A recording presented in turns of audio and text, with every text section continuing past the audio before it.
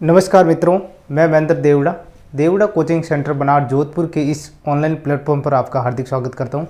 आज हम भाग 31 के बारे में पढ़ेंगे, प्रधानमंत्री एवं मंत्रिपरिषद से संबंधित जो महत्वपूर्ण प्रश्नों के माध्यम से, जिसके अंदर जो प्रश्न पूछे हुए उसके बारे में सविस्तार व्याख्या के माध्यम से करेंगे और आने वाली जो विभिन्न प्रतियोगिता परीक्षाओं के लिए सबसे अच्छा आपके लिए बेस्ट फायदेमंद हो। तो अब शुरुआत करते हैं सबसे पहले क्वेश्चन के बारे में। 21 जो क्वेश्चन है हमारा, राष्ट्रीय विकास परिषद का पदेन अध्यक्ष कौन होता है? राष्ट्रीय जो विकास परिषद है उसका पदेन अध्यक्ष होता है प्रधानमंत्री। ठीक है, प्रधानमंत्री के बारे में।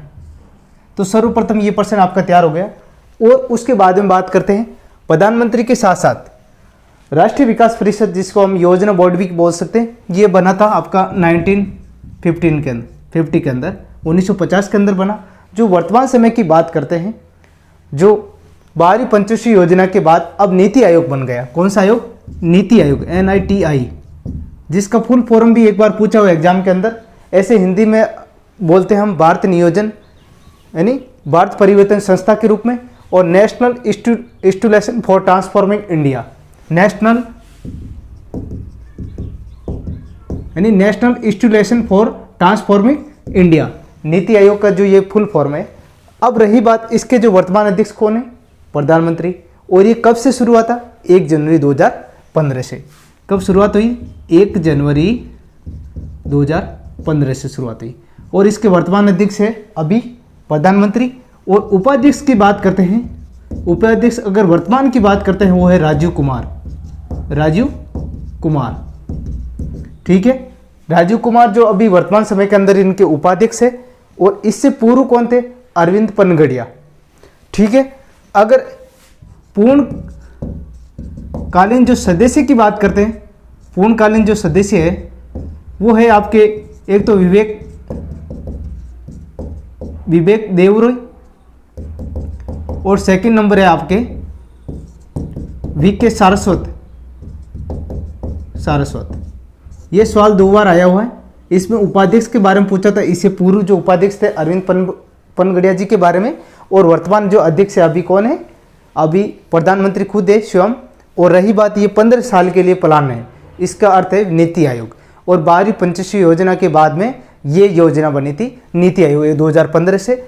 अगर योजना आयोग की बात करते वक्त जो सर्वप्रथम शुरुआती योजना आयोग 1950 से शुरू हुई। ऐसे 4-5 प्रश्न आपके तैयार हो रहे। अब रही बात आगे, राष्ट्रपति द्वारा प्रधानमंत्री की नियुक्ति किस अनुच्छेद के तहत की जाती है? राष्ट्रपति के द्वारा प्रधानमंत्री की नियुक्ति किस अनुच्छेद के तहत? तो वो है अनुच्छेद 75 के अनुसार। आगे बात करते हैं, किस प्रधानमंत्री ने लोकसभा का सामना एक बार भी नहीं किया? वो कौन से प्रधानमंत्री थे? चौधरी चरण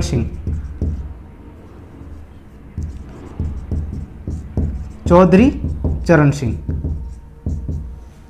ठीक है, आगे बात करते हैं, 91वें संविधान संशोधन अधिनियम का विषय क्या है? 91वां जो संविधान संशोधन अधिनियम है उसका विषय क्या है? 91वें संविधान संशोधन 2003 के अंदर बना। सर्वप्रथम तो ये ध्यान रखना, 2003 सन। और इसका तात्पर्य क्या है? मंत्रिपरिषद की जो मंत्रिमंडल की जो संख्या है उनको सीमित करना। मंत्रिपरिषद की संख्या सीमित। 91वें संविधान संशोधन 2003 के अनुसार मंत्रिपरिषद की संख्या कितने %? 15% निर्धारित की गई है। यानी सीटों का 15%, लोकसभा की जो सीटें हैं उसकी 15% से अधिक नहीं होगी। लगभग अभी 83 है। प्रधानमंत्री समेत कितनी है? 83 है।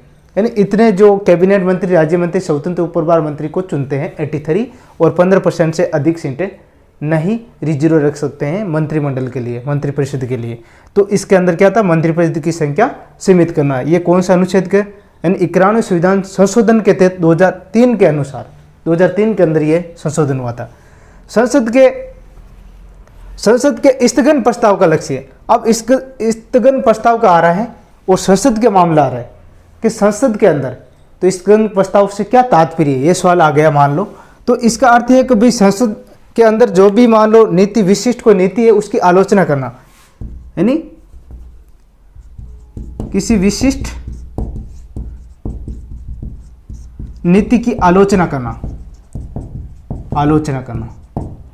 कोई भी कार्य उसकी आलोचना करना, वहाँ पर पक्ष विपक्ष आलोचना करते हैं, मान लो कोई भी कानून विधेयक लाए उस पर आलोचना करना, टीका टिप्पणी करना, ये किसके अंदर, संस्थगन स्थगन प्रस्ताव के अंदर है।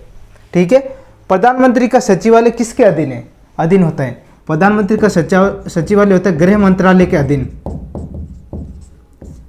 MHRD मंत्रालय होता है ना, गृह मंत्रालय, उसके अधीन है। अगर बात करते हैं प्रधानमंत्री का जो सचिवालय है, वो सचिवालय का सबसे प्रथम जो मांग किसने की थी, पंडित जवाहरलाल नेहरू जी ने, पंडित जवाहरलाल नेहरू जी।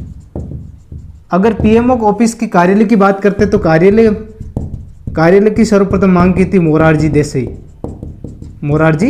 देसाई ने, और सचिवालय की सर्वप्रथम मांग की थी पंडित जवाहरलाल नेहरू ने, और जो अभी वर्तमान समय के अधीन यह है गृह मंत्रालय। ठीक है। अब किस प्रधानमंत्री के कार्यकाल में दल बदल विरोधी कानून पारित हुआ। अब सर्वप्रथम इसके अंदर आपके 4 प्रश्न होंगे। दल बदल विरोधी कानून कौन सी अनुसूची के अंदर, हमारे संविधान के अंदर 12 अनुसूची है, उसमें कौन से अनुसूची के तहत है। तो पहली बात आती है 10वीं अनुसूची, और ये कब लागू हुई 10वीं अनुसूची, 1985, और उस समय प्रधानमंत्री कौन थे, राजीव गांधी।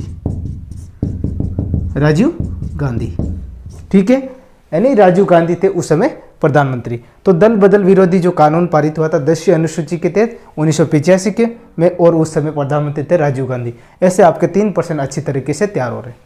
आगे बात करते हैं, संविधान के किस अनुच्छेद के अंतर्गत मंत्रीगण सामूहिक रूप से लोकसभा के प्रति उतरते हैं।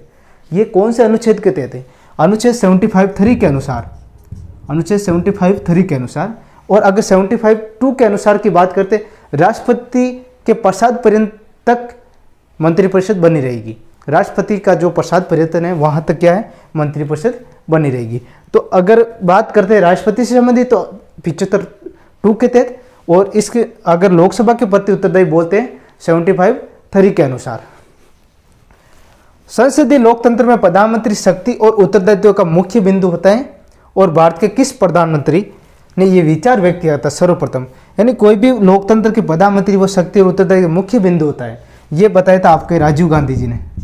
ये जो कोटेशन दिया था राजीव गांधी। ऐसे कोटेशन भी पूछ सकते हैं जो एक सिस्टमेटिक जो डेफिनेशन के अनुसार। ठीक है। किस प्रधानमंत्री को उदारीकरण का जनक कहा जाता। ठीक है। तो इस प्रकार जो प्रश्न पूछे जाते हैं, जो अगले नेक्स्ट वीडियो के अंदर हम मिलेंगे, किससे संबंधित और किस प्रकार प्रश्न पूछे जाते हैं। ठीक है दोस्तों, तब तक के लिए जय हिंद, जय भारत।